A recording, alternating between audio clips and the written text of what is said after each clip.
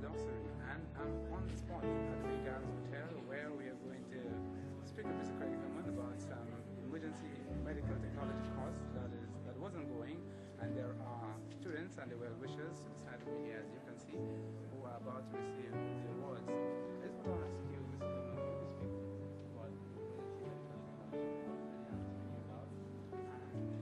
And this kind of profession, what do you like? Basically, emergency medical technology is actually the study of pre-hospital emergency medicine that is providing emergency care to individuals either ill or traumatically injured outside the hospital setting, be from someone's house or on the road after a motor vehicle accident. The profession itself here on the island is one that is a fairly new one in that it's young to our island, and we have few qualified persons in this area locally. The EMS or the EMT program basically started here about 5 years ago when the University of the West Indies Mona Campus, Jamaica agreed to get involved with myself as one of the local training coordinators where they evaluate, monitor, conduct examination of the program. And as a result, we've had this program going for the last 5 years, and of course today culminates the graduation of 6th class actually, but second graduation ceremony since the program started. As it relates to how those persons that service is utilized here, emergency medical technicians basically find themselves working in any area that's outside the hospital setting.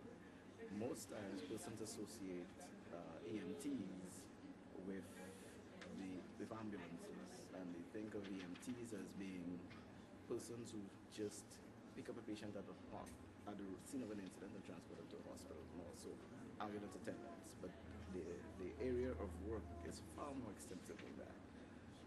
It ranges from basic patient assessment to providing advanced trauma care, advanced life support, such as delivery of electric shock to restart the heart. You have IV administration, drug administration, and that's rather an extensive area. The program in itself is a 240 classroom hour course, but it's spread out over a 1 year period part-time to allow professionals, people with regular jobs, to also do the program if they are so inclined or interested. Once those persons have completed the training, they become more marketable, they're more diverse, and this area would equally benefit institutions such as the hotel sector, the hotel tourism sector. You find a lot of persons can filter into those areas such as safety officers, occupational health and safety agents. Some may go on to become instructors where they return home to provide training in the same area to the local service. A lot of them also can filter into the fire and emergency services. The unfortunate thing is the fire and emergency services system in St. Lucia is not so structured to take those persons on as specialists in their field, as emergency medical technicians, in that if they need to get into the service, they have to enter the service as firefighters, and then they are so deployed to work on board the ambulances.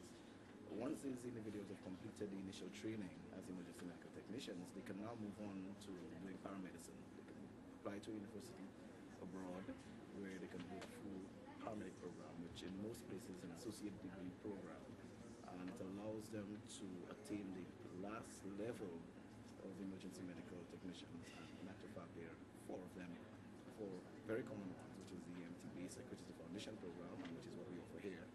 There's the EMTD, which is the EMT defibrillator specialist, which is the delivery of electric shock to restart the heart. There's the intermediate level. That level of EMT specializes in IV administration and intubation, which is the process of putting an advanced airway tube down the lungs to assist that individual in breathing. And of course we have the EMTP, which is the EMT paramedic. And of course at that level, they can provide a much wider range of skills, and that is where most EMT basics, which is the foundation level, try to get to. Once they're through this, the 4 levels, or even after the first level, they have the option to go on to maybe doing an associate degree in EMS education, a bachelor's degree, a master's degree. And it is not a profession that most people are aware of. So you find few people decide to embark on that area of training. And it was our intention to change that. So we decided to bring the profession and the area of study to the island, although on a very small scale. But in the recent past, we've noticed there's been a greater demand. And a typical example of that was the work at Cooper 2007, where a large number of persons were trained on the job at the fire department. So as long as we're marketing St. Lucia as a tourism destination, we now have to start thinking health tourism. And in the EMS environment, it is nothing new to the tourism sector, as most visitors to our island are used to a certain standard of pre-hospital emergency care back in their own country. So when they visit here, if something happens to them, they're expecting, maybe not at the same level, but a standard of pre-hospital emergency care that can manage the situation effectively. And this is what this program is geared towards, providing the opportunities for those persons to access this area of training, thereby allowing them to go on to further advance